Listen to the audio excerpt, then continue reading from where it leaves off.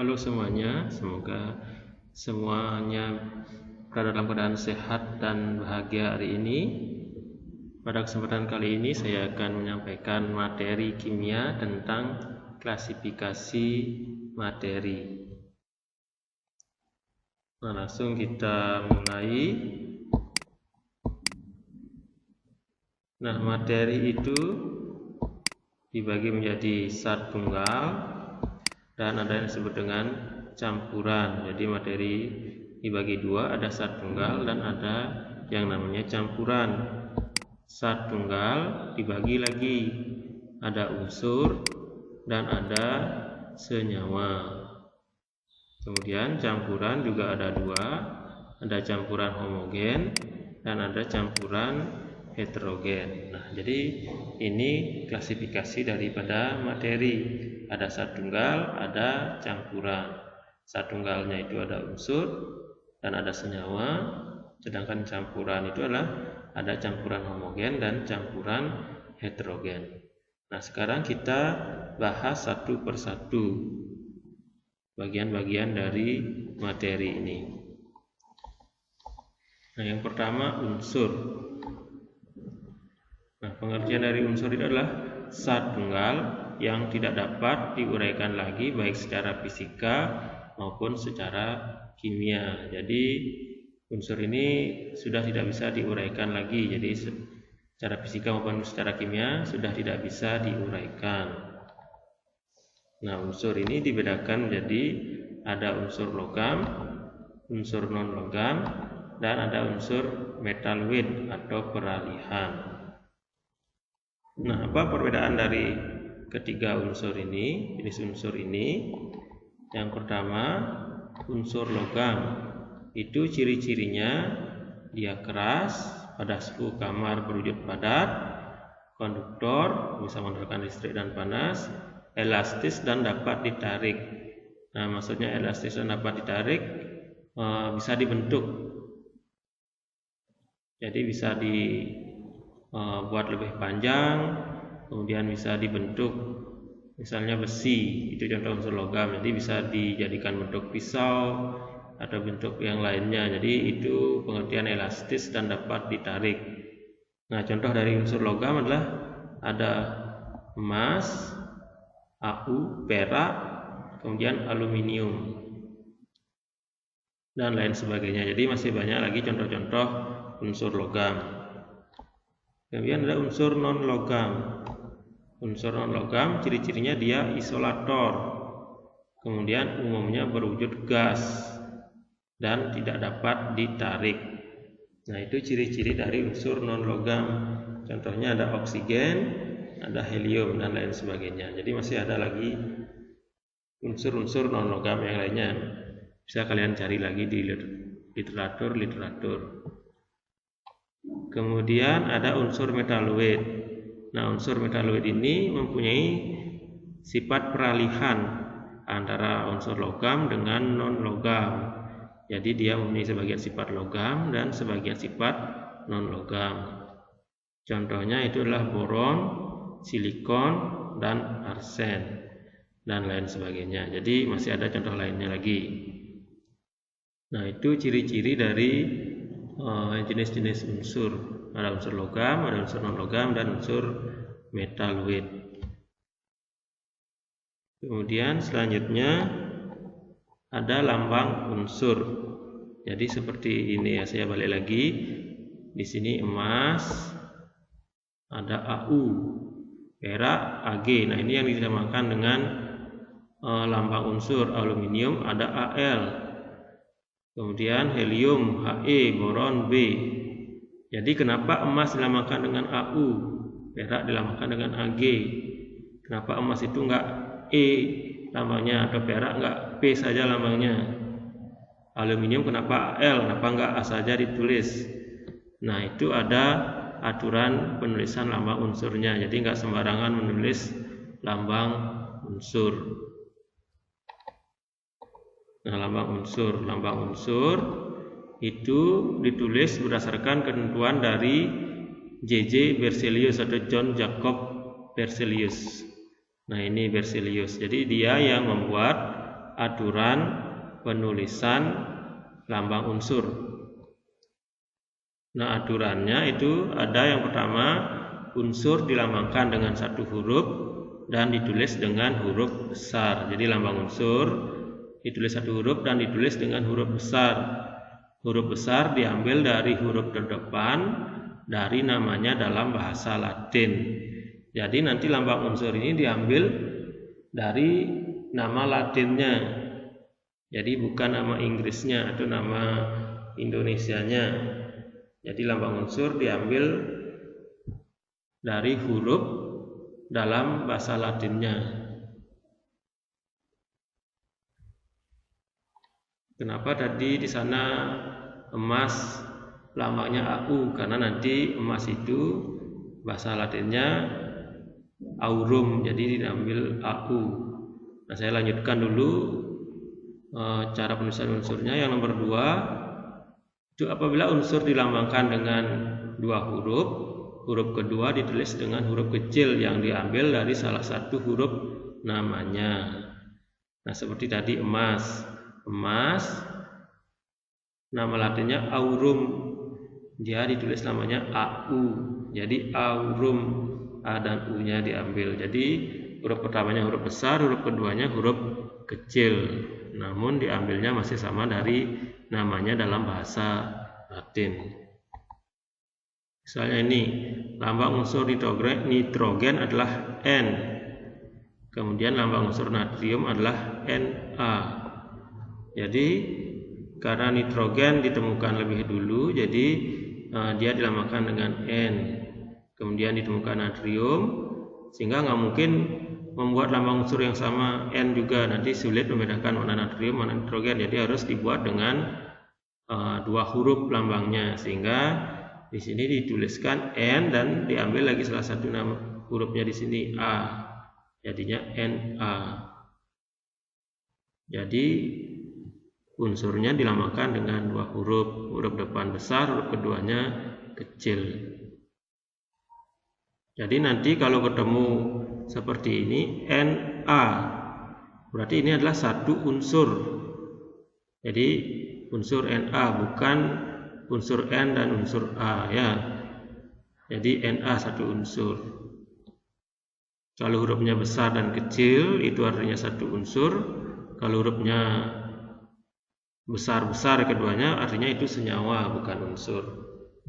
Nah, itu penulisan lambang unsur. Nah, yang kedua ada senyawa. Senyawa itu pengertiannya adalah gabungan dari dua unsur atau lebih.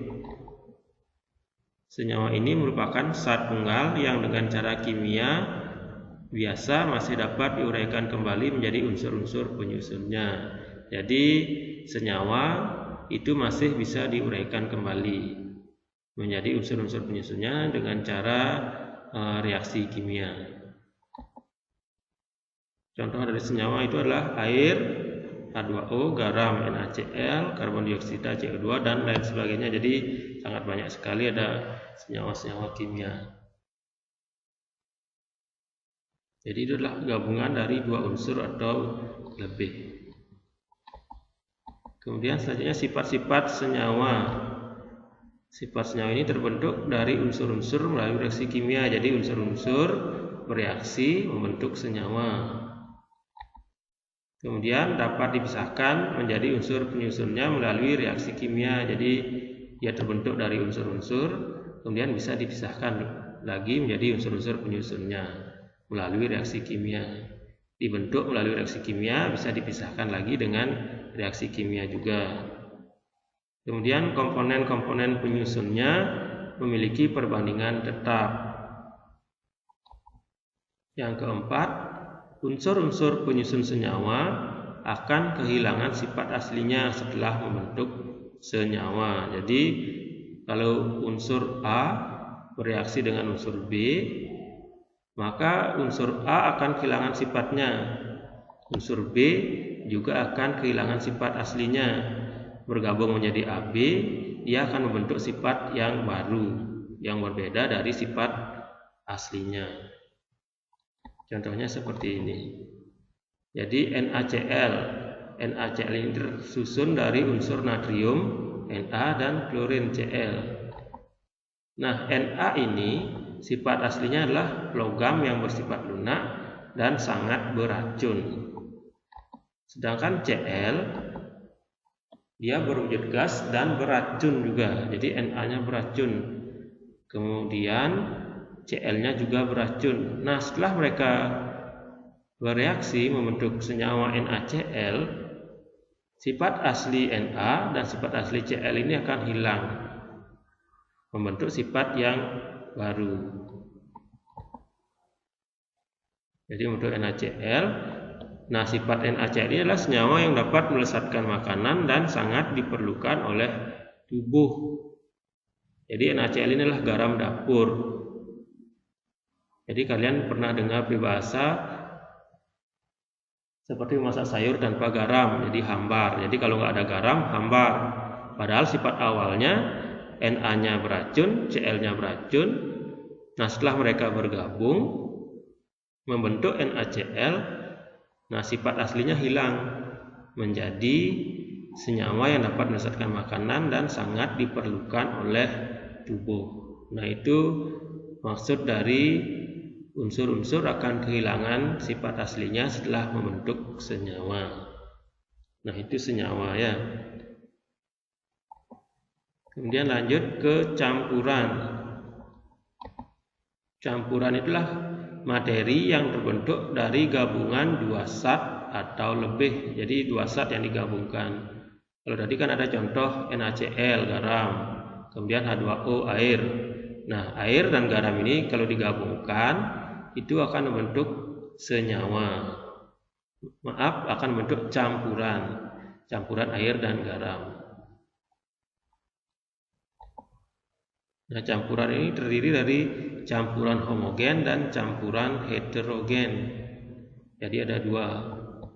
Kalau campuran homogen itu adalah campuran yang tercampur secara merata, terlihat satu fase dan mempunyai sifat yang sama di semua bagiannya. Contohnya larutan gula atau larutan garam. Jadi kalau kalian melarutkan gula atau garam, maka dia akan tercampur secara merata, terlihat satu fase. Jadi seperti ini dia, terlihat satu fase. Jadi yang terlihat cuma fase airnya saja, gulanya sudah nggak kelihatan. Kemudian mempunyai sifat sama di semua bagiannya. Jadi kalau di sini kalian rasakan pasti manis, di bagian bawah juga manis. Nah, bedanya antara campuran dengan senyawa, kalau senyawa tadi sifat aslinya akan hilang. Kalau campuran sifat aslinya masih. Jadi kalian mencampurkan air, airnya juga masih sifatnya sama. Kemudian ada gulanya, gulanya juga masih akan ada sifatnya di sini, sehingga di sini masih akan terasa manis. Jadi itu bedanya senyawa dengan campuran. Nah, ini campuran homogen. Jadi terlihat satu fase, mempunyai sifat sama di semua bagiannya dan tercampur merata. Kemudian ada campuran heterogen. Nah, ini kebalikannya. Campuran yang memiliki sifat dan komposisi tidak sama di semua bagiannya. Jadi contohnya campuran gula dan pasir. Jadi airnya di atas, pasirnya di bawah, jadi tidak merata, tidak tercampur merata. Contoh lainnya campuran air dengan minyak. Nah, itu campuran heterogen, jadi tidak merata. Nah, itu pengertian campuran homogen dan heterogen. Nah, selanjutnya ada perbedaan senyawa dengan campuran. Ini ya. Yang pertama, kalau senyawa dibuat dari reaksi kimia, kalau campuran lewat peristiwa fisika. Kemudian ini yang seperti saya jelaskan tadi, senyawa sifat penyusunnya tidak ada lagi. Kalau campuran sifat penyusunnya masih ada. Senyawa perbandingan massa penyusunnya tetap, kalau campuran perbandingan massa penyusunnya tidak tetap. Yang keempat, senyawa dapat dipisahkan secara kimia, campuran dapat dipisahkan secara fisika. Nah, itu perbedaan senyawa dengan campuran. Nah, selanjutnya ada lagi istilah atom, molekul, dan ion. Nah, di sini atom saya berikan pengertian sederhananya saja. Nanti untuk pembahasan atom ada di pembahasan berikutnya. Atom itulah bagian terkecil dari suatu unsur yang masih memiliki zat tersebut, memiliki sifat zat tersebut, itu atom. Sedangkan kalau molekul itulah gabungan dua atom atau lebih. Jadi atom-atom bergabung membentuk molekul. Molekul dibedakan lagi menjadi dua, yaitu molekul unsur dan molekul senyawa. Nah, apa perbedaannya? Kalau molekul unsur itu adalah molekul yang terbentuk dari atom-atom yang sejenis. Jadi mereka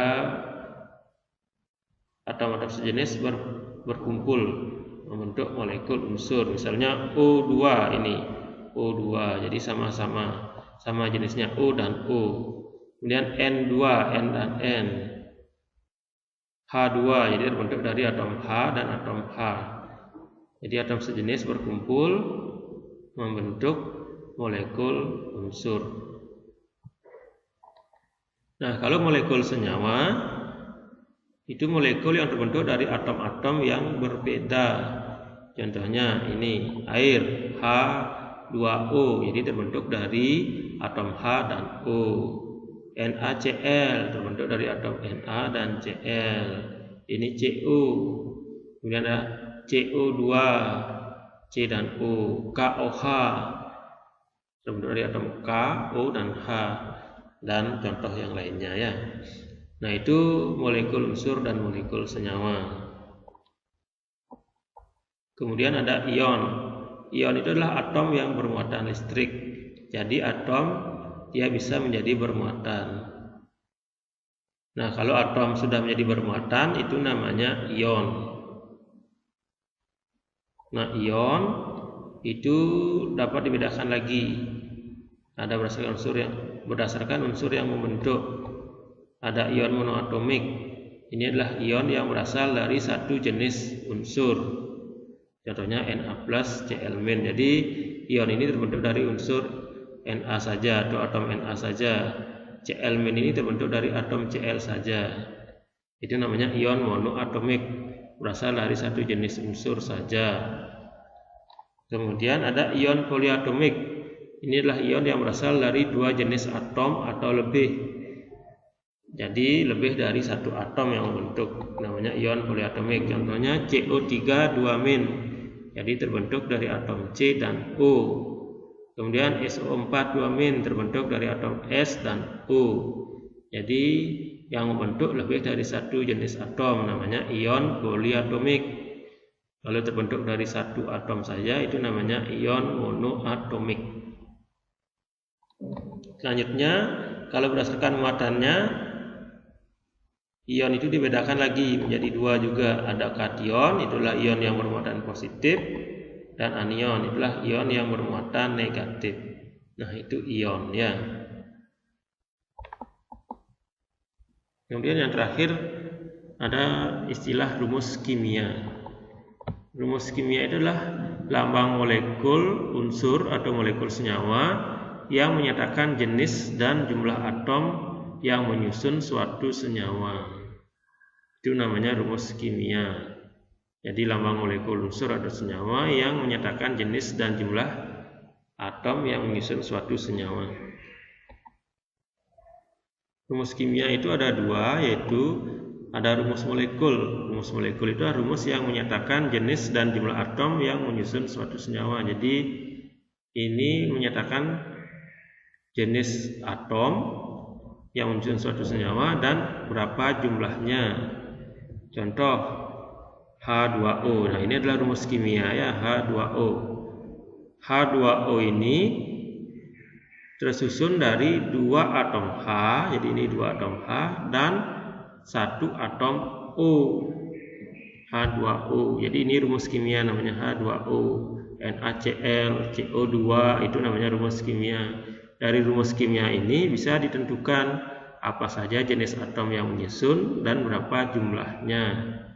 Seperti ini H2O, jadi tersusun dari dua atom H dan satu atom O. Kemudian ada CaCO3, itu tersusun dari satu atom Ca Nah, kalau nggak ada angkanya di sini, ini namanya angka indeks, berarti 1. Jadi 1 atom Ca, 1 atom C, dan 3 atom O. Jadi CaCO3 tersusun dari 1 atom Ca, 1 atom C, dan 3 atom O. Nah, itu namanya rumus molekul ya. Jadi menyatakan apa saja jenis atom yang menyusun dan berapa jumlahnya. Kemudian ada rumus empiris. Ini adalah rumus yang menyatakan perbandingan terkecil dari atom-atom penyusun senyawa. Misalnya ini, rumus molekul C4H10. Rumus empirisnya, jadi cari perbandingan terkecilnya menjadi C2H5. Jadi cari perbandingan terkecilnya C2H2O4 menjadi CH2, jadi sama-sama dibagi 2 semuanya. H2O. Nah, karena ini sudah paling sederhana, jadi rumus molekulnya sama dengan rumus empirisnya. Nah, itu tentang rumus kimia. Nah, jadi sekian pembahasan tentang klasifikasi materi. Semoga bisa bermanfaat dan terima kasih atas perhatiannya.